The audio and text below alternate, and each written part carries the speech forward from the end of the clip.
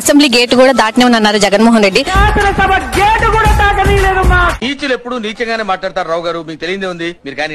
So Pawan Kalyan గారు అసెంబ్లీలో అడుగు పెట్టబోతున్నారు, దీన్ని అసలు ఎలా చూస్తారు, ఎలా అనిపిస్తుంది మీకు? కనీసం ప్రతిపక్ష హోదా కూడా రానటువంటి పార్టీ గురించి మాట్లాడడం కూడా శుద్ధ వేస్ట్.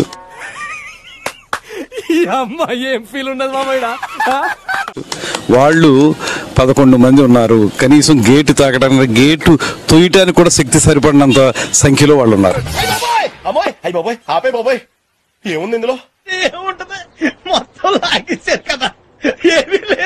గేటు తొయ్యటానికి కూడా శక్తి సరిపడినంత సంఖ్యలో వాళ్ళు ఉన్నారు.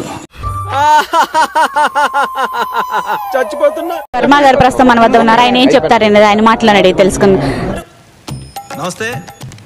ఈరోజు చెప్పండి, ఇవాళ డిప్యూటీ సీఎం పవన్ కళ్యాణ్ గారి బాధ్యతలు స్వీకరిస్తుంటే మీరు హాజరయ్యారు, ఎలా ఫీల్ అవుతున్నారు? Nice question. చాలా ఆనందంగా ఉంది. మా 2,36,000 ఓటర్స్ పవన్ కళ్యాణ్ గారు కూర్చుంటే ఆ సీట్ లో కూర్చున్నంత ఆనందంగా ఉంది అందరికి. నా కళ్ళంట నీళ్ళు వస్తున్నాయంట్రా. చింతకాయలు సిన్సియర్ రా. ముఖ్యంగా చంద్రబాబు నాయుడు గారు, పవన్ కళ్యాణ్ గారు రాముడు లక్ష్మణ్ లాగా ఈ రాష్ట్రానికి రామరాజ్యం పరిపాలన వాళ్ళు ఇస్తా ఉన్నారు. నా రాజ్యం రామరాజ్యం రా. ఇక్కడ మర్డర్లుండవు, రేపులుండవు, రౌడీజం ఉండదు. రాష్ట్ర వ్యాప్తంగా గ్రామాలన్నీ కూడా ఇవాళ సంతోషంగా ఉన్నాయి. పవన్ కళ్యాణ్ గారికి ఈ శాఖలు రావడం, దానివల్ల అభివృద్ధి చెందుతుంది. బాబాయ్, ఈ శాఖని ఆ శాఖని లేదు, ఎందులో తప్పు జరిగితే అందులో దూరిపోతా. నా వల్ల మీకేమైనా ప్రాబ్లం వస్తే నన్ను సస్పెండ్ చేసేయండి. గత 5 సంవత్సరాల నుంచి అనేక విమర్శలు పాలయ్యారు. ముఖ్యంగా చూసుకున్నట్లయితే కనుక అసెంబ్లీ గేట్ కూడా దాటనివ్వమంటూ కొంతమంది వ్యాఖ్యలు చేశారు.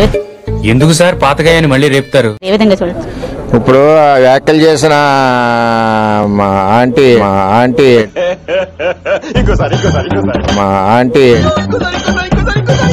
ఆంటీ డైమండ్ రాణి గారు గుమ్మం ఇంట్లోంచి గుమ్మం దాటలేదు, దమ్ముంటే గుమ్మం దాటమనండి ఆవిడ్ని. ఎందుకు మాస్టారు మాటమాటిక్ అడుగుతారు? ఏంటంటే మాట మాట్లాడేటప్పుడు ఏ వ్యక్తిని ఎలా గౌరవించాలని నేర్చుకోవాలా. ఇప్పుడు మీరు చెప్తే తెలిసిందండి. ఆ సంస్కారం జగన్మోహన్ రెడ్డికి లేదు, కింద వాళ్ళకి లేదు. నేను వస్తాను బాబు. ఆగు, నాకు నిద్ర వస్తుందండి. ఒక నాయకుడు రౌడీ అవుతే అందరూ రౌడీగా ఉంటారు. మానేసి 25 ఏళ్ళైంది. అతను మాట్లాడేది రౌడీల గురించి. ఇక్కడ నాకంటే రౌడీలు ఎవరున్నారా? అడగండి. మరి ఈవేళ మేము పిఠాపురం ప్రజలు మెజార్టీ ఇచ్చి ముట్టుకునేది ఆలు చెప్పేది తన్నుకుని వెళ్ళమన్నాం.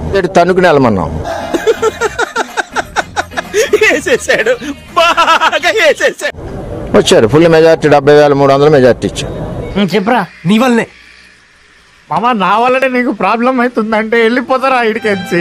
అద్భుతం అమ్మా. ఇప్పుడు నిలబడి మొక్కు తెచ్చుకున్నట్టు వెంకటేశ్వర స్వామి గారి దగ్గరికి వెళ్ళి మనం ఆ స్వామిని దండం పెట్టుకున్నట్టు పవన్ కళ్యాణ్ గారిని చూడంగానే నాకు అదే ఫీలింగ్ కలిగింది. ఒక యుద్ధంలో మేము గెలిచాం, వాళ్ళది సిద్ధం అయితే మాది యుద్ధం. Rhyming sir. ప్రకాశం ఏంటినా అన్బిలీవబుల్ బాబు. ఈ మాత్రం దానికి ఇంత షాక్ అవుతాడేంట్రా? ఇలాంటివి మన దగ్గర చాలా ఉన్నాయి. నా గురించి చెప్పలేదా బాబుకి? మేము సిద్ధం అన్నారు, వెళ్ళిపోయారు పక్కకి, ఓడిపోవటానికి సిద్ధం అని.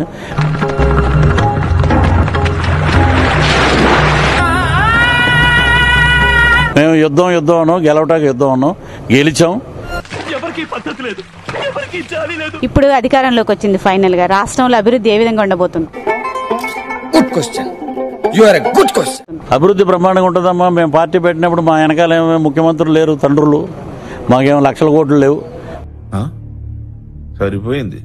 హీరో విలన్ కొట్టుకుని కమెడీని చంపేసినట్టు నా మీద పడతారేంటి? మా దగ్గర ఉన్నదంతా గాజు గ్లాసు. ఆ గాజు గ్లాసులో టీ తాగాం, గంజి తాగాం, అలాగే మంచినీళ్ళు తాగాం. ఎందుకంటే దాని వెనుక బ్యాక్గ్రౌండ్ ఉంది. హోంవర్క్ చేసిన, హార్డ్ వర్క్ చేసిన, ప్లానింగ్ చేసిన. అంటే అసెంబ్లీ గేట్ కూడా దాటించమని కొంతమంది వ్యాఖ్యలు చేశారు వైసీపీ నేతలు. భగవంతుడా, అదే ప్రశ్న. ఇంటి ముందే కొంతమంది ఏమో పేరు చెప్పండి, టీవీ ఫేలో వస్తుంది. ఎవడో డైమండ్ రాని రోజా గారు చెప్పారు కదా.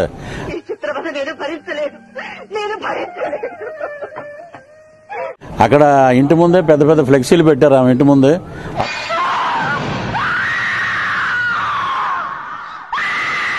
అసెంబ్లీ గేట్లు బద్దలు కొట్టుకుని పవన్ కళ్యాణ్ గారు రావటం అనేది ఇవన్నీ ఏంటంటే నోటి అహంకారం, నోటి ఏదొస్తే అది మాట్లాడటం. కరెక్ట్, ఇది కరెక్ట్ గా చెప్పావయ్యా. 45 ఏళ్ళు టైం ఇచ్చారన్నారు. 45 ఏళ్ల తర్వాత ఆమె ఉంటుందో మనకు తెలియదు. చూద్దాంలే, చూడటం కాదండి, మీరు చెయ్యాలంతే. సరే, మీరు ట్రై చేస్తారన్నారంటే అది ఓకే అయిపోయిన